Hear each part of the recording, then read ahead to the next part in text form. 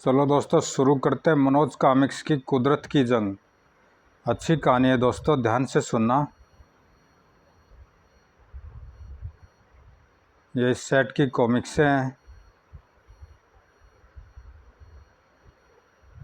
बहावलपुर का राजा जयवर्त और प्रधानमंत्री सूर्यकांत दोनों अभिन्न मित्र थे। एक दिन मित्र सूर्यकांत कैसा विचित्र से होंगे कि हम दोनों ने एक साथ एक ही गुरु से शिक्षा ग्रहण की। एक ही दिन हम दोनों के विवाह का मुहूर्त निकला और आज तुम्हारी पत्नी और हमारी रानी के संतान भी होने वाली है। महाराज, इसी को तो कहते हैं प्रभु की लीला। उसकी लीला अपरंपार है महाराज। तभी सूर्यकांत के महल की दासी दौड़ती हुई वहां आई। प्रधानमंत्री जी, आपके यहाँ पुत्र का जन्म हुआ है। बधाई हो प्रधानमंत्री जी। धन्यवाद महाराज। सूर्यकांत ने दासी को अपनी उंगली में से अंगूठी उतारकर पुरस्कार में दी, जिसे लेकर वह चली गई। इस सुखद समाचार के कुछ देर बाद ही महाराज की जय हो, महारानी जी ने एक सुंदर कन्या को जन्म दिया है। आहा, हमारे यहाँ लक्ष्मी आई है। जयवर्त ने पुरस्कार में अपने गले में पड़ा स्वर्ण हार उतारकर दासी को दे दिया। महाराज, मेरी बधाई स्वीकार कीजिए। प्रधानमंत्री जी, मैं एक बात सोच रहा हूँ। आज के दिन तुम्हारे यहाँ पुत्र और हमारे यहाँ पुत्री ने जन्म लिया है। अपनी अपनी संतान के कारण हम दोनों की दोस्ती भविष्य में और भी ज़्यादा प्रगाढ़ हो सकती है। वह कैसे महाराज? हम अभी से उन दोनों का रिश्ता पक्का कर दे।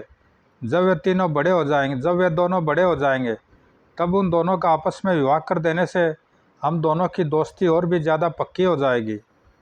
ओ महाराज, आप तो एक अनहोनी कल्पना कर रहे हैं। कहाँ आप और कहाँ मैं। प्रधानमंत्री जी, हम दोनों के बीच जो ऊंच नीच की खाई है उसी को पाटने के लिए ही तो हम यह रिश्ता करना चाहते हैं। महाराज, जब आपने ऐसा निश्चय कर ही लिया है तो भला मैं कर भी क्या सकता हूँ। तब देर किस बात की मित्र सूर्यकांत, हम आज ही एक समारोह आयोजित कर उसमें इस बात की घोषणा किए देते हैं। और उसी रात राजमहल में आयोजित एक समारोह में उपस्थित सज्जनों एवं प्रजावासियों, हम घोषणा करते हैं कि समय आने पर हम अपनी पुत्री का विवाह प्रधानमंत्री सूर्यकांत के पुत्र के साथ करेंगे। बधाई हो प्रधानमंत्री जी, बधाई हो महाराज। फिर राजा जयदत्त के आदेश पर राजकुमारी रत्नमाला और प्रधानमंत्री सूर्यकांत के पुत्र चंद्रकांत का लालन पालन राजमहल में राज के परंपरा के साथ इकट्ठे होने लगा। मित्र सूर्यकांत दोनों की जोड़ी कितनी सुंदर लग रही है। आप ठीक कह रहे हैं महाराज। 10 वर्ष बीते। राजकुमारी रत्नमाला व चंद्रकांत कुछ बड़े हुए। एक ही गुरु के सानिध्य में उन दोनों ने अपनी शिक्षा प्रारंभ की। इस प्रकार रत्नमाला व चंद्रकांत साथ साथ खेलते, साथ ही खाते और साथ ही पढ़ते। समय द्रुत गति से पंख लगाकर उड़ता गया। रत्नमाला और चंद्रकांत कब युवा हो गए इस बात का पता ही नहीं चला। देखो चंद्रकांत, आकाश में खिला इंद्रधनुष कितना सुंदर लग रहा है। सचमुच ऐसा लग रहा है रत्नमाला जैसे किसी ने आकाश में 7 रंग बिखेर दिए हों।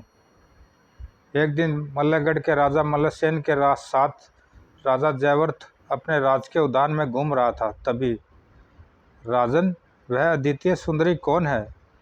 राजन, वह मेरी पुत्री राजकुमारी रत्नमाला है। और उसके साथ वह युवक कौन है?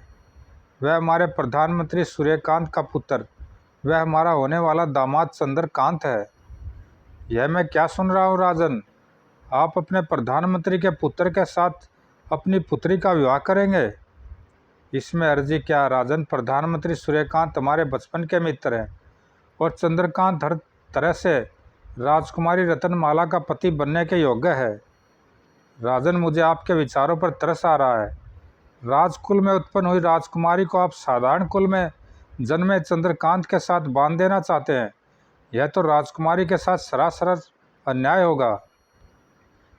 राजन, जिस दिन इन दोनों का जन्म हुआ था उसी समय हमने यह रिश्ता पक्का कर दिया था और उसी रात राज समारोह में इसकी घोषणा भी कर दी थी।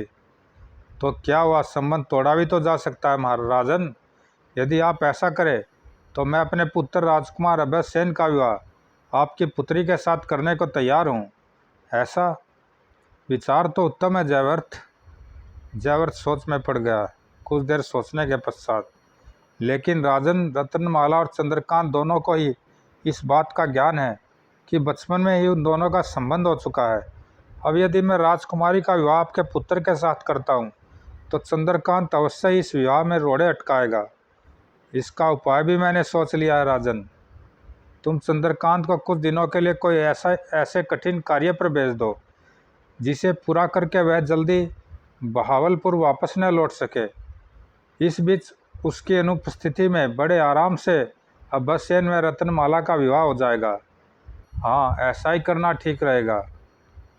तब मैं यह रिश्ता पक्का समझूँ राजन? बिल्कुल पक्का समझिए राजन। मैं आज ही चंद्रकांत को बहावलपुर से दूर भेज देता हूँ। आज से ठीक 7वें दिन आप युवराज अब्बसेन की बारात लेकर बहावलपुर आ जाना। जयवर्त से यह आश्वासन पा मल्लसेन उसी दिन अपने राज्य वापस लौट गया।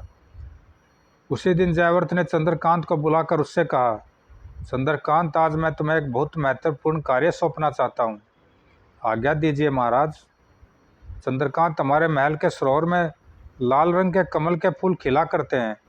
हमने सुना है अलकंदा वन के एक सरोवर में नीले रंग के कमल खिलते हैं। हम चाहते हैं कि तुम अलकंदा वन जाओ और वहाँ के सरोवर में खिलने वाले नीले कमल के फूल लेकर आओ, ताकि उन कमल के फूलों के द्वारा हमारे महल के सरोवर में भी दुर्लभ कमल के फूल खिल सके। यह कौन सा कठिन कार्य है महाराज? मैं आज ही अलकनंदा वन चला जाता हूँ।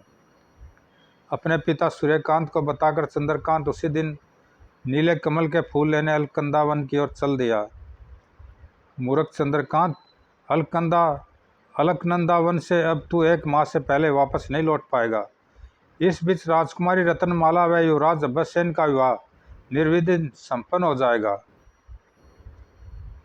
उधर चंद्रकांत का घोड़ा शीघ्र ही राज्य की सीमा पर स्थित शिव मंदिर के समीप जा पहुंचा और रत्नमाला का रथ मंदिर के बाहर खड़ा है। क्यों न आगे बढ़ने से पहले रत्नमाला से मिलता चलूं। और अगले पल वह घोड़े से नीचे उतर गया। उधर अंदर राजकुमारी रत्नमाला भगवान शिव की पूजा कर रही थी। रत्नमाला, चंद्रकांत, तुम यहाँ? हाँ रत्नमाला, मैं इधर से गुजर रहा था, मंदिर के बाहर तुम्हारा रथ खड़ा देखा तो तुमसे मिलने चला आया। लेकिन तुम कहाँ जा रहे थे चंद्रकांत? तब चंद्रकांत ने उसे महाराज के आदेश के बारे में सविस्तार बता दिया। सारी बात जानकर रत्नमाला उदास हो उठी।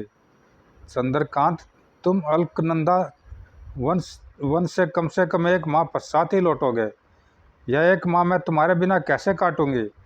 वो यह बात है। चंद्रकांत ने अपनी उंगली में पड़ी अंगूठी उतारी और उसे रत्नमाला को देता हुआ बोला, लो रत्नमाला, इस अंगूठी को रख लो। जब जब तुम्हें मेरी याद आए इस अंगूठी को निहार लेना। इस प्रकार बड़ी आसानी से 1 माह व्यतीत हो जाएगा। रत्नमाला को अंगूठी दे चंद्रकांत वहाँ से पुनः आगे चल पड़ा।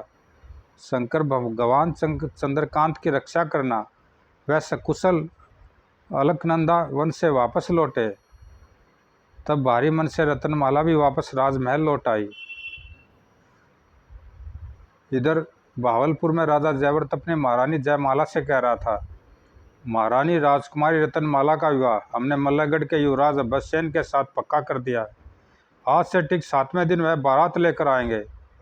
यह आप क्या कह रहे हैं महाराज? रत्नमाला का विवाह तो चंद्रकांत के साथ होना है।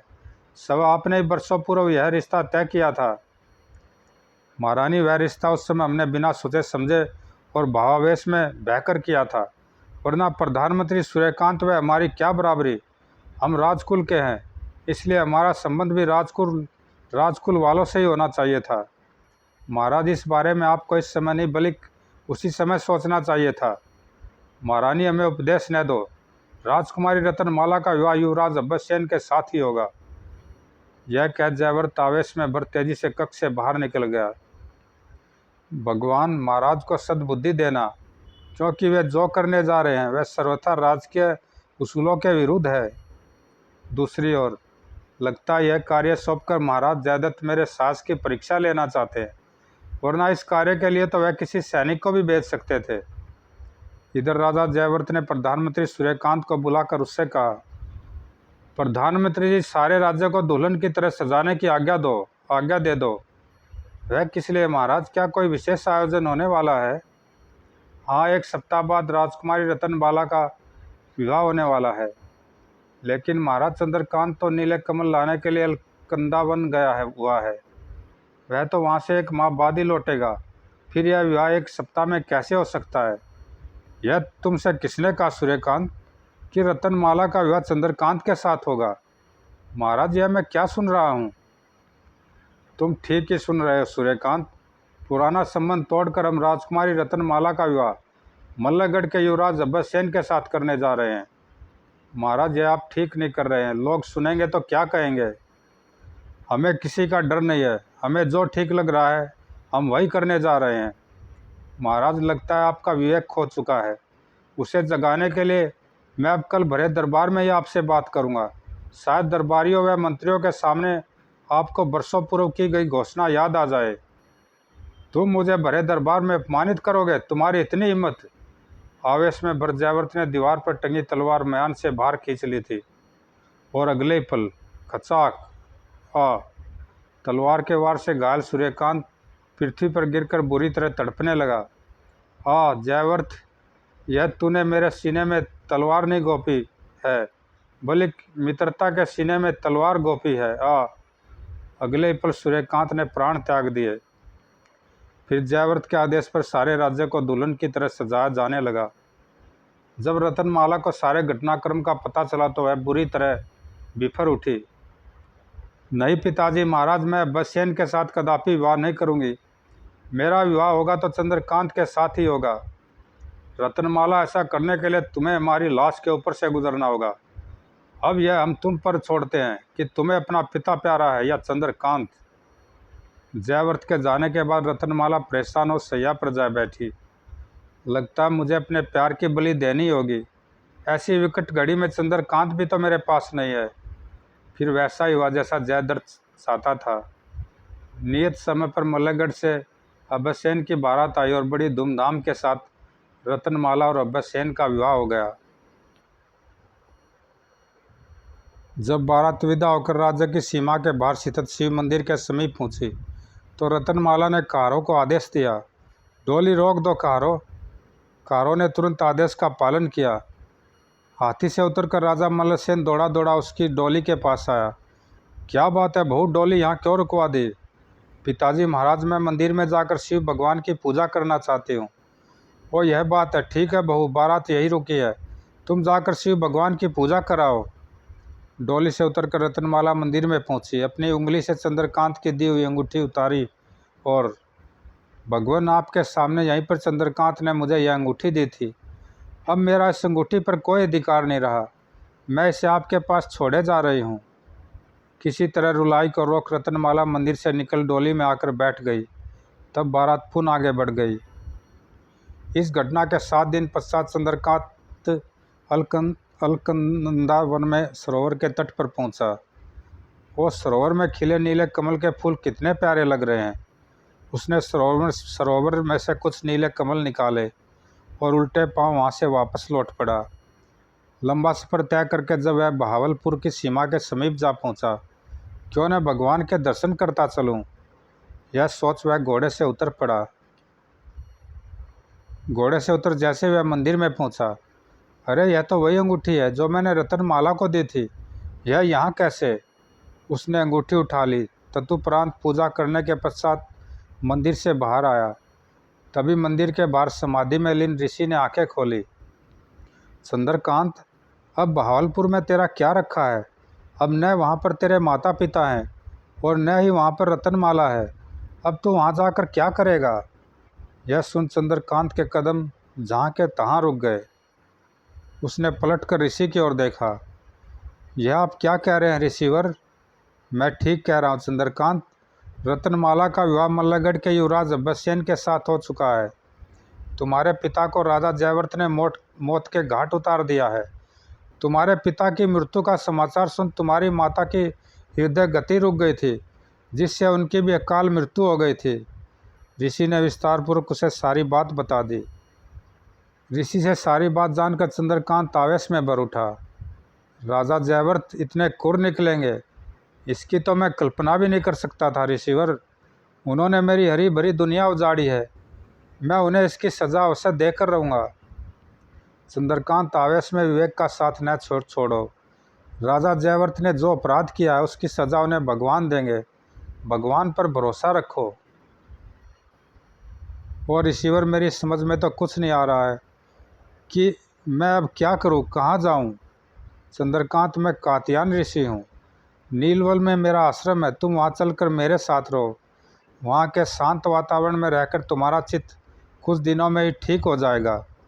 चंद्रकांत को कुछ सुझाई न दे रहा था, इसलिए वह बिना कुछ कहे कात्यायन ऋषि के साथ चल दिया। अब चंद्रकांत नीलवन में कात्यायन ऋषि के आश्रम में रहने लगा। कात्यायन ऋषि उसे नित्य ज्ञान की बातें बताते और उसका ध्यान रत्नमाला व उसके माता पिता की दुखद मृत्यु की घटना की ओर से हटाने का प्रयत्न करते। चंद्रकांत, यह दुनिया तो नश्वर है। इस दुनिया में रहने वाले प्रत्येक जीव को एक न एक दिन अवश्य मरना है। इस नश्वर दुनिया से ज़्यादा मोह करना ठीक नहीं है। इसी प्रकार कुछ दिन बीते। ऋषि कात्यायन चंद्रकांत को रोज समझाते, पर चंद्रकांत का दुख दूर नहीं हुआ। क्या बात है चंद्रकांत, तुम हर समय उदास व खोए खोए से रहते हो। क्षमा करे ऋषिवर, मैं लाख चाहने पर भी रत्नमाला को भूला नहीं पाया हूँ। उसका ध्यान मन से नहीं निकलता है। वो ऐसी बात है चंद्रकांत, तो तुम एक काम करो, तुम मल्लगढ़ जाकर एक बार उससे मिल आओ।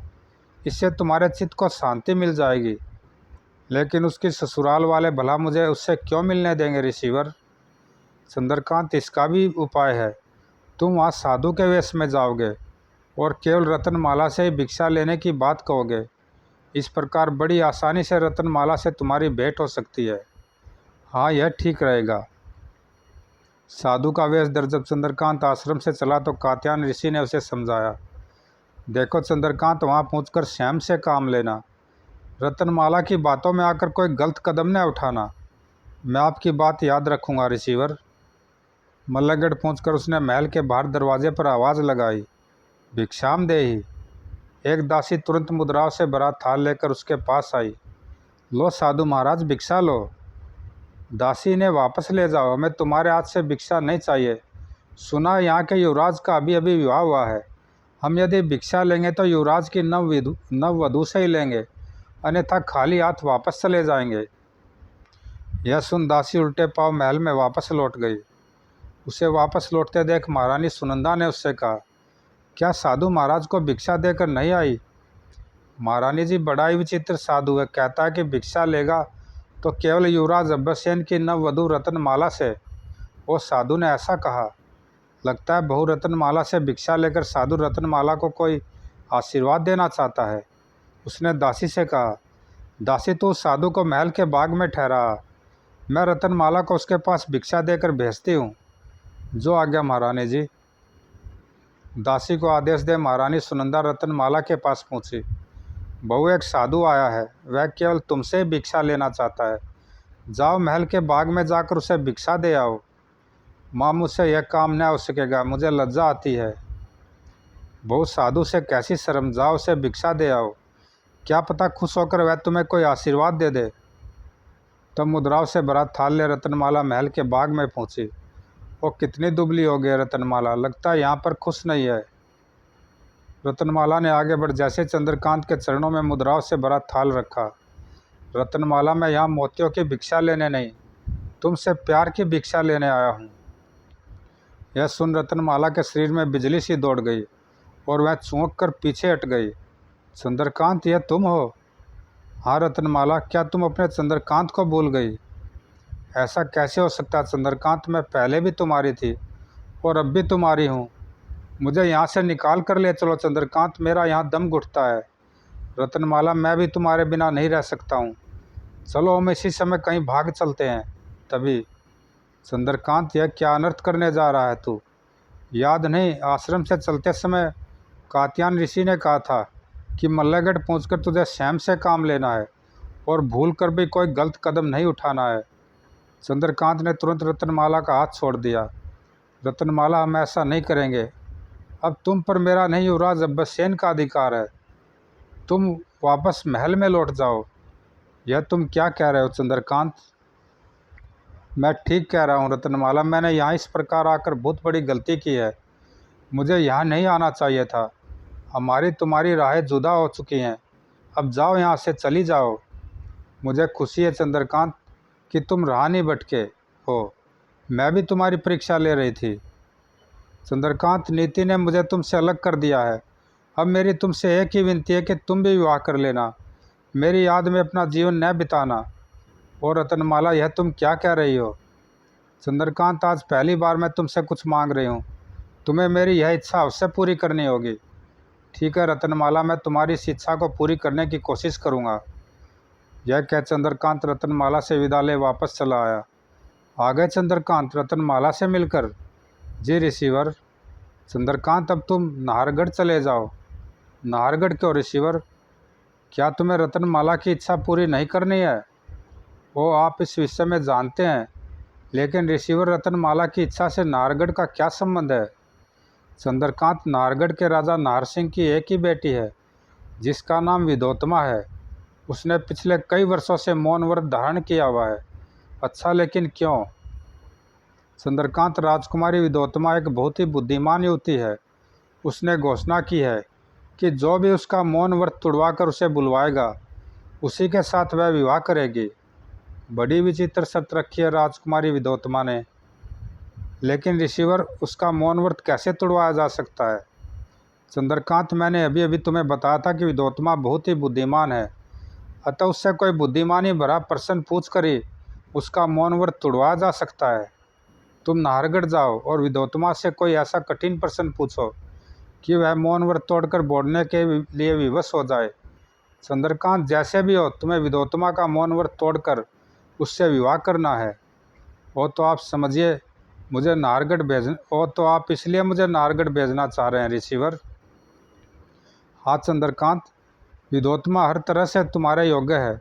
उससे विवाह करके तुम जीवन में उन्नति की ओर बढ़ते चले जाओगे। रिसीवर, रतनमाला की इच्छा और आपके आदेश को मैं भला कैसे टाल सकता हूँ? तो यह लो चंद्रकांत, यह रुद्राक्ष की माला गले में पहन लो। इसको धारण करने के पश्चात तुम निश्चय ही अपने ध्येय में सफलता प्राप्त करोगे। चंद्रकांत ने माला लेकर गले में पहन ली और उसी समय नाहरगढ़ की ओर चल दिया।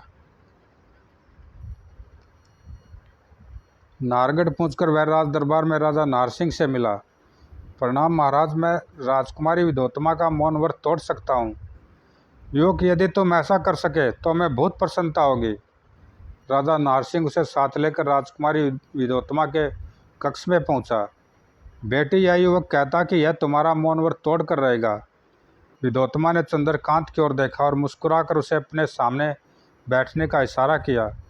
स्थान ग्रहण करने के पश्चात चंद्रकांत विदोत्मा से बोला, राजकुमारी जी, मैं आपको एक कहानी सुनाता हूँ। उस कहानी में ही मेरा प्रश्न छिपा है, अतः आपको उसी का उत्तर देना है। किसी गांव में धनराज नाम का एक बूढ़ा किसान रहता था। उसके रामराज और श्यामराज नाम के दो पुत्र थे। तीनों बाप बेटे मिलकर अपने खेतों में जी तोड़ मेहनत करते थे। बड़े भाई रामराज का विवाह हो चुका था और उसके दो बेटे थे, जबकि छोटा भाई श्यामराज अभी कुंवारा था। सारा परिवार आपस में हिल मिल कर रहता था। एक बार धनराज बीमार पड़ा और उसके बचने की कोई आशा न रही। तब उसने अपने दोनों बेटों को बुलाकर कहा, मेरे बच्चों, मैं बचूंगा नहीं। मेरे मरने के बाद बंटवारे को लेकर तुम दोनों में किसी प्रकार का झगड़ा न हो, इसलिए मैं आज अपनी सारी ज़मीन जायदाद तुम दोनों में बराबर बराबर बांट देना चाहता हूँ। उसने उसी दिन अपनी सारी ज़मीन जायदाद को अपने दोनों बेटों में बराबर बराबर बांट दिया। उसी रात धनराज का देहांत हो गया। अगले दिन प्रातः बड़े दुखी हृदय से उसके बेटों ने उसका अंतिम संस्कार किया। पिता की मृत्यु के पश्चात दोनों भाई अपने अपने हिस्से में आए खेतों में खेती बाड़ी करने लगे। बंटवारा होने के बावजूद भी दोनों भाइयों में अत्यधिक स्नेह था। दोनों भाइयों के खेतों में अगहनी की फसल भरपूर हुई। धान की फसल से दोनों भाइयों के खलियान भर गए। इस बार रामराज और श्यामराज के खेतों में बहुत अच्छी फसल हुई है। क्यों न हो, दोनों भाई अपने अपने खेतों में अत्यधिक मेहनत जो करते हैं। दोनों भाई रात को अपने अपने खलियानों पर ही सोते थे। एक रात अचानक ही श्यामराज के मन में यह विचार आया, कितना कठोर दिल और मतलबी हूँ मैं। मेरे यहाँ अभी खाने वाला ही कौन है जो इतना सारा धान ढोकर अपने घर ले जाऊँ। हाँ, भाई के छोटे छोटे बाल बच्चे हैं, उनको खाने पीने की दिक्कत रहती होगी। क्यों न अपने खलियानों से एक बोरी धान बड़े भैया के खलियान में रखाऊँ। यह सोच श्यामराज ने अपने खलियान में से धान की एक बोरी उठाई और उसे रामराज के खलियान में रखने चल पड़ा।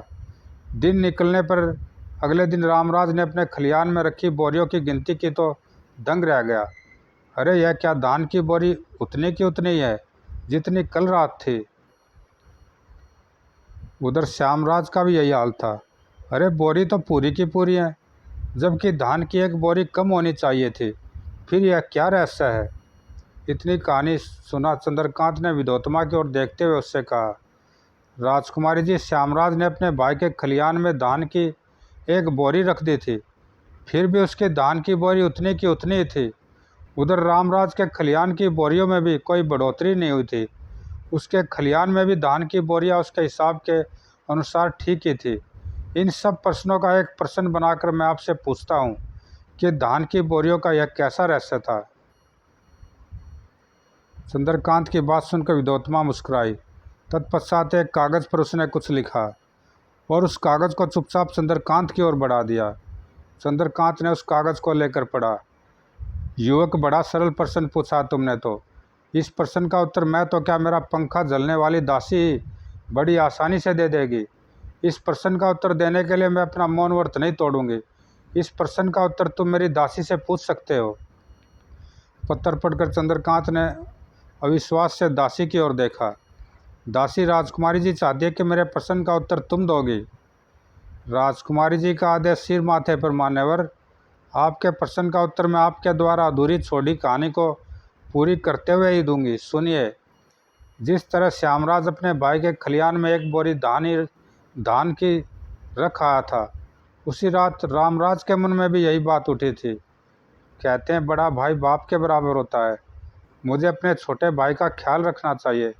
इस बार पैदावार अच्छी हुई है, क्यों न मैं अपने खलियान में से धान की एक बोरी श्यामू के खलियान में रखा हूँ। सो वह भी उसी रात अपने खलियान में से धान की एक बोरी श्यामराज के खलियान में रखा था। जरा सी भी आहट न होने दूं, वरना अगर श्यामू जाग गया तो वह हरगिज मेरी धान की बोरी अपने खलियान में न रखने देगा। मान्यवर, यही कारण था कि अगले दिन गिनती करने पर दोनों भाइयों के खलियानों में रखी बोरियों की गिनती न कम हुई न बढ़ी। इस प्रकार यह खेल कई रातों तक चलता रहा। आखिर एक रात जब दोनों भाई अपने अपने खलियानों में से धान की एक एक बोरी उठा एक दूसरे के खलियानों में रखने जा रहे थे तो एक दूसरे से टकरा गए।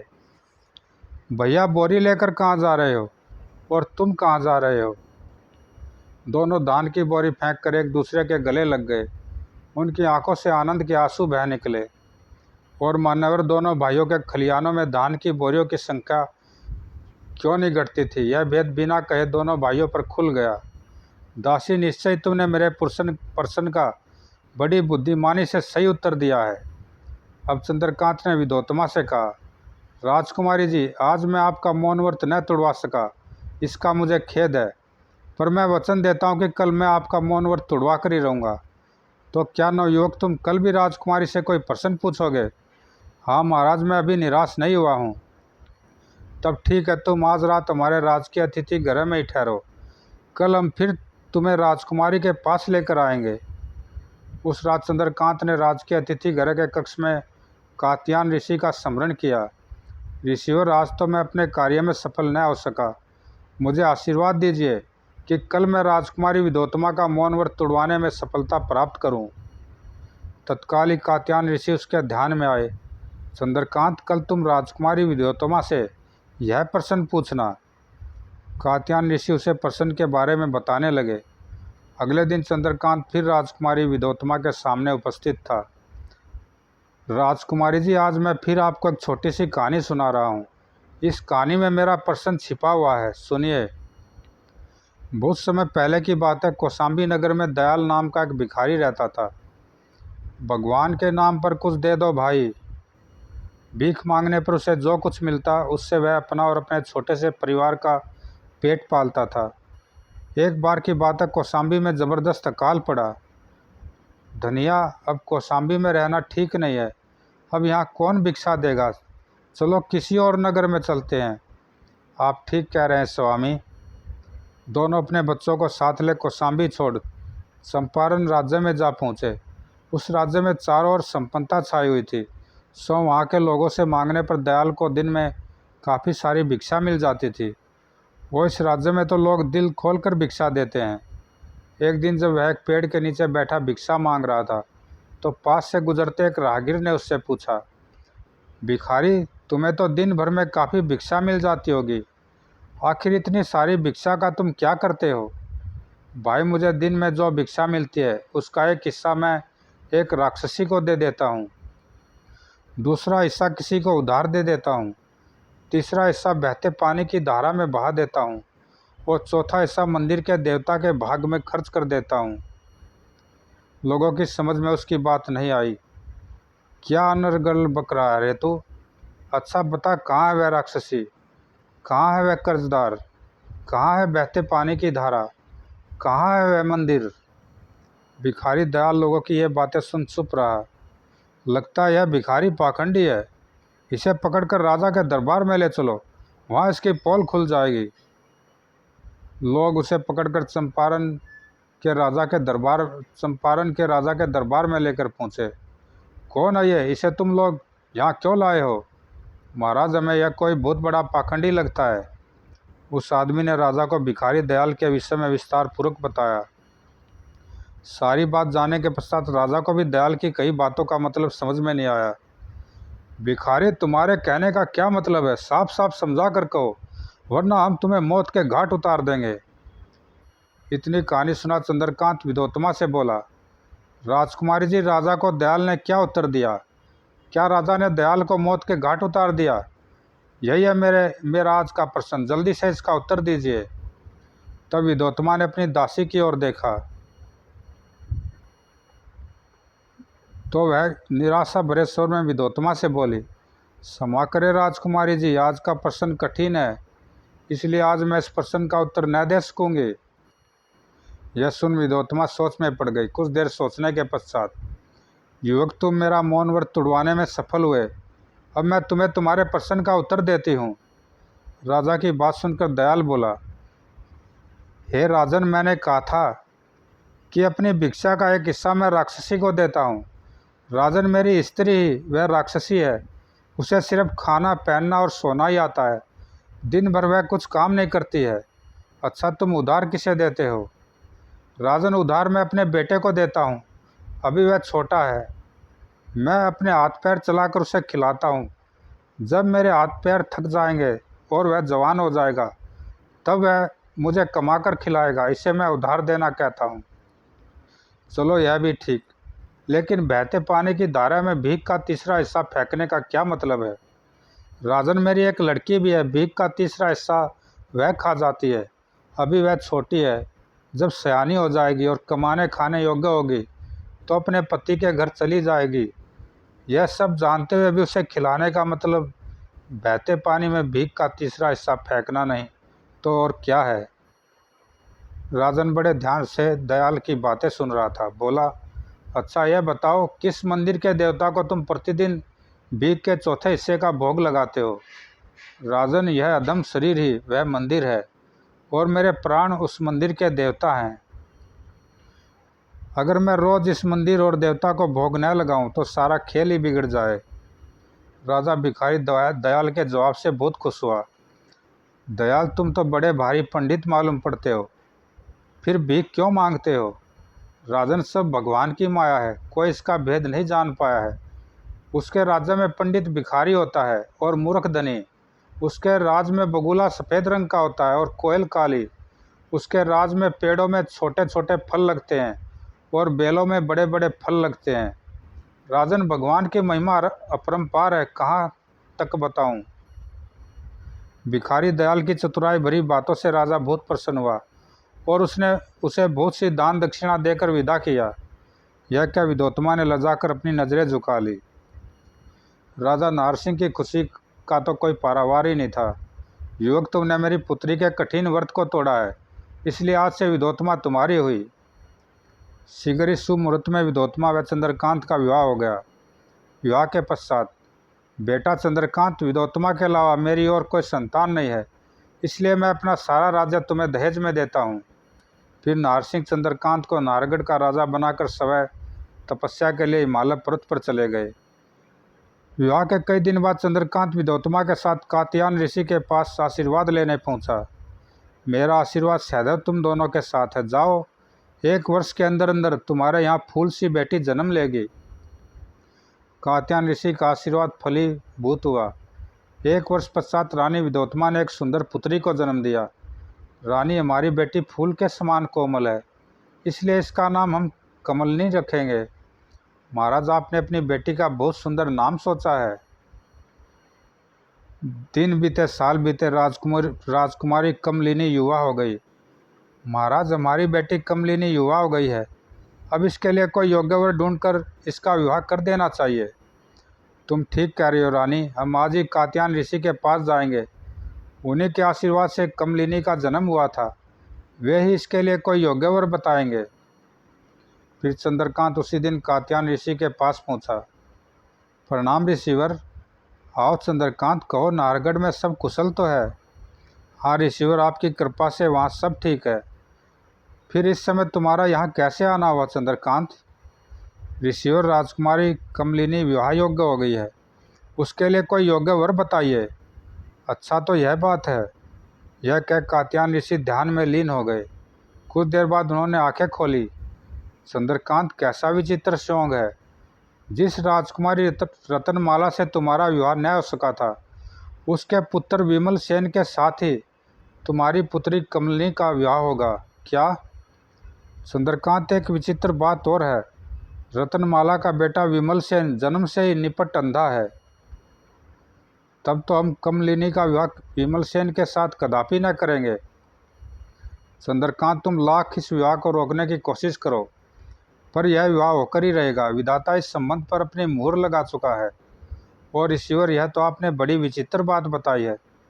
चंद्रकांत बुरी तरह परेशान हो उठा। कुछ सोचकर वह कात्यायन ऋषि से बोला, ऋषिवर, क्या कोई ऐसा उपाय नहीं है जिससे राजकुमार विमल सेन की आंखों की ज्योति लौट आए? उपाय तो है चंद्रकांत, पर बड़ा ही कठिन है। मुझे वह उपाय बताइए ऋषिवर। अपनी बेटी की खुशी के लिए मैं जान पर भी खेलकर उस कार्य को पूरा करूंगा। तो सुनो चंद्रकांत, नीलगिरी के ज्वालामुखी पहाड़ों के बीचों बीच सर्पगंधा नाम का एक पेड़ है। उसके पत्ते लाल रंग के होते हैं। उस पेड़ के पत्तों के रस को यदि अंधे विमल सेन की आंखों में डाला जाए तो उसकी वीरान आंखों में ज्योति आ सकती है। ऋषिवर, मैं नीलगिरी के ज्वालामुखी पहाड़ों को पार करके सर्पगंधा के पेड़ के पत्ते अवश्य तोड़ कर लाऊंगा। चंद्रकांत, एक बार फिर सोच लो। यह कार्य अत्यंत कठिन है। किसी ज्वालामुखी में गिरकर तुम्हारी जान भी जा सकती है। मुझे अपनी जान की कोई परवाह नहीं है ऋषिवर। तब ठीक है चंद्रकांत, तुम इसी समय नीलगिरी के ज्वालामुखी पहाड़ों की ओर चले जाओ। लेकिन एक बात याद रखना, जब वहाँ से सर्पगंधा पेड़ के पत्ते लेकर वापस लौटो तो सबसे पहले मेरे पास ही आना। जो आज्ञा ऋषिवर। तत्पश्चात कात्यायन ऋषि को प्रणाम कर चंद्रकांत उसी समय नीलगिरी के ज्वालामुखी पहाड़ों की ओर चल पड़ा।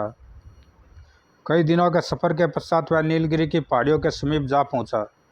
वो ज्वालामुखी कैसे धधक रहे हैं। घोड़े को उसने पहाड़ के नीचे ही छोड़ा और पैदल ही ऊपर चढ़ने लगा। जैसे वह पहाड़ी के ऊपर पहुंचा, ज्वालामुखी में से तेज लपट उठी। ओ लपट से चंद्रकांत का सारा शरीर झुलस गया। पीड़ा को सहन करता हुआ वह किसी तरह आगे बढ़ चला। पहाड़ों के पत्थर आग की तरह तप रहे थे, जिसके कारण उसके पांव के जूते जल चुके थे। फलस्वरूप उसके पांव में छाले पड़ गए थे। राह में पड़ते कई ज्वालामुखी के वारों को सहता हुआ जब वह सर्पगंधा के पेड़ के पास पहुंचा तो उसकी हालत बेहद खराब हो चुकी थी। चंद्रकांत ने जैसे तैसे हिम्मत करके पेड़ पर से लाल रंग के पत्ते तोड़े। अब मुझे हिम्मत करके किसी भी तरह इन तपते पहाड़ों से नीचे उतरना है। कई दिनों के सफ़र के पश्चात वह नीलगिरी की पहाड़ियों के समीप जा पहुंचा। वो ज्वालामुखी कैसे धधक रहे हैं। घोड़े को उसने पहाड़ के नीचे छोड़ा और पैदल ही ऊपर चढ़ने लगा। ये थोड़ी पीछे हो गई दोस्तों, फिर यहाँ से चलते हैं। गिरता गिरता वह पुनः वापस लौटा। पीड़ा से जान निकली जा रही है। तबीयत अत्यधिक खराब होने के कारण उसने सर्पगंधा पेड़ के पत्ते अपने वस्त्रों में रख लिए। जब वह पहाड़ों से नीचे खड़े अपने घोड़े के पास पहुंचा तो उसके हौसले बिल्कुल पस्त हो चुके थे। मेरे प्यारे घोड़े, अब तू मुझे जल्दी से कात्यायन ऋषि के आश्रम में ले चल। घोड़ा आज्ञाकारी था, तुरंत ही चंद्रकांत को ले वहाँ से चल पड़ा। जब उसका घोड़ा आश्रम में पहुँचा, चंद्रकांत, आखिर तुम अपने ध्येय में सफल होकर लौट ही आए। मुझे तुमसे ऐसी ही आशा थी। लेकिन कात्यायन ऋषि की बात का जवाब देने के लिए चंद्रकांत को होश कहाँ था। वह तो पीड़ा की अधिकता के कारण कब का बेहोश हो चुका था। कात्यायन ऋषि ने उसे घोड़े की पीठ पर से उतारा और उस पर अभिमंत्रित किया हुआ जल छिड़का। तत्काल ही चंद्रकांत पहले की भांति स्वस्थ हो गया। तब कात्यायन ऋषि ने उसे पुकारा, आंखें खोलो चंद्रकांत। चंद्रकांत ने तुरंत आंखें खोली। ऋषिवर, मैं ठीक कैसे हो गया? मेरा तो सारा शरीर ज्वालामुखी की तेज लपटों में झुलस गया था। बेटा, जब तुम आश्रम में आए थे तो तुम्हारी बुरी हालत थी, तुम होश में भी नहीं थे। मैंने तुम पर अभिमंत्रित जल छिड़का है, जिससे तुम पुनः स्वस्थ हो गए हो। चंद्रकांत, अब तुम शीघ्र ही नाहरगढ़ चले जाओ। वहाँ रानी विद्योत्तमा बेचैनी से तुम्हारी प्रतीक्षा कर रही है। फिर ऋषि को प्रणाम कर चंद्रकांत उसी समय वहाँ से नाहरगढ़ चल दिया। नाहरगढ़ पहुंचकर उसने उसी समय मल्लगढ़ के राजा अभयसेन को एक पत्र लिखा। तत्पश्चात उस पत्र को दूत को देता हुआ बोला, दूत, मल्लगढ़ जाकर इस पत्र को वहाँ के राजा अभयसेन को दे आओ। वहाँ से लौटते समय तुम्हें राजा अभयसेन से इस पत्र का जवाब भी लाना है। जो आज्ञा महाराज। पत्र ले दूत मल्लगढ़ की ओर चल दिया। दूत वह पत्र ले राजा अभयसेन के पास पहुँचा। राजन, कभी बहावलपुर के राजा जयद्रथ ने हमारे साथ अन्याय किया था। उसी अन्याय को न्याय में बदलने के लिए हम आपके अंधे पुत्र के साथ अपनी पुत्री राजकुमारी कमलिनी का विवाह करना चाहते हैं। आशा है आपको यह संबंध स्वीकार होगा। राजा चंद्रकांत, नाहरगढ़। पत्र पढ़कर अभयसेन असमंजस में पड़ गया। नाहरगढ़ के राजा ने यह कैसा विचित्र पत्र भेजा है? वे कैसे अन्याय को न्याय में बदलना चाहते हैं? चूंकि इस पत्र में महारानी रतनमाला के मैके और उनके पिता का जिक्र है, इसलिए इस पत्र को महारानी रतनमाला को दिखाना चाहिए। शायद वे इस पत्र का सार समझ सके। पत्र लेकर अभयसेन उसी समय महारानी रतनमाला के पास पहुंचा और उसे वह पत्र दिखाया। पत्र की हस्तलिपि देखते ही रतनमाला चौंक उठी। वो, यह हस्तलिपि तो चंद्रकांत की है। तो क्या वह नाहरगढ़ का राजा बन गया है? उसकी अवस्था देख अभयसेन ने उससे कहा, महारानी, क्या बात है? पत्र को देखते ही तुम किस सोच में पड़ गई? क्या मुझे इसका कारण नहीं बताओगे? महाराज, आज इस पत्र ने बरसों पूर्व की भूली बातों की याद ताज़ा कर दी है। तब रतनमाला ने बिना संकोच निष्पक्ष रूप से अभयसेन को अपने और चंद्रकांत के विषय में बताया। रतनमाला से सारी बात जानकर, महारानी, हमारे और तुम्हारे पिता ने सचमुच ही तुम्हारे और चंद्रकांत के साथ अन्याय किया था। अगर हमें तनिक भी इस बात का आभास होता तो हम तुम्हारे और चंद्रकांत के बीच कभी न आते। महाराज, जो बीत गई सो बीत गई। अब बताइए, आप चंद्रकांत के पत्र का क्या जवाब देंगे? क्या जवाब देना महारानी? विमलसेन की बारात धूमधाम से नाहरगढ़ की राजकुमारी कमलिनी को ब्याह कर लाएगी। सचमुच ही खूब धूमधाम से अंधे राजकुमार विमलसेन की बारात नाहरगढ़ गई। बड़े ही सौहार्दपूर्ण वातावरण में राजकुमारी कमलिनी और राजकुमारी विमलसेन का विवाह हो गया। बारात में ही चंद्रकांत का सामना बहावलपुर के वृद्ध राजा जयवर्थ से हुआ। महाराज, पहचाना मुझे? हाँ, तुम्हें कौन नहीं पहचानेगा भला। तुम नाहरगढ़ के राजा और मेरे नाती विमलसेन के ससुर हो। महाराज, इसके अलावा भी मेरा एक परिचय और है। मैं उस सूर्यकांत का बेटा हूँ जिसे बरसों पूर्व आपने मौत के घाट उतार दिया था। तुम सूर्यकांत के बेटे चंद्रकांत हो? हाँ महाराज, मैं ही वह भागा हूँ। आपने छल के द्वारा मुझे और रतनमाला को अलग कर दिया था, पर मैंने ऐसा नहीं किया महाराज। मैं सब कुछ जानते बूझते भी आपके अंधे नाती के साथ अपनी पुत्री का विवाह कर रहा हूँ। ओ बेटे चंद्रकांत, मुझे और शर्मिंदा न करो। मैं वास्तव में ही तुम्हारा अपराधी हूँ। सचमुच जयद्रथ की निगाह शर्म से झुक गई। विदाई से पहले चंद्रकांत ने वह पात्र कमलिनी को दिया जिसमें सर्पगंधा के पत्तों का रस भरा हुआ था। साथ ही एक पत्र भी दिया। बेटी, ससुराल में पूछने पर यह पत्र अपनी सास रतनमाला को दे देना। जी पिताजी महाराज। मल्लगढ़ पहुंचने पर कमलिनी ने ऐसा ही किया। पिता का दिया पत्थर और पत्थर जाकर रत्नमाला को थमा दिया। रत्नमाला, कमलिनी ने जो पत्थर दिया है, उस पत्थर के तरल पदार्थ को विमल सेन की आंखों में डाल देना। ऐसा करने से उसकी आंखों में ज्योति आ जाएगी। चंद्रकांत। रत्नमाला ने उसी समय पत्थर का तरल पदार्थ विमल सेन की आंखों में डाल दिया। अगले ही पल, ओ माँ, मैं सब कुछ देख सकता हूँ, मुझे दिखाई देने लगा है। यह सुन रत्नमाला खुशी से झूम उठी। विमल सेन की आंखों में ज्योति आ जाने और उसके विवाह होने की खुशी में पूरे 1 माह तक समारोह मनाए जाते रहे।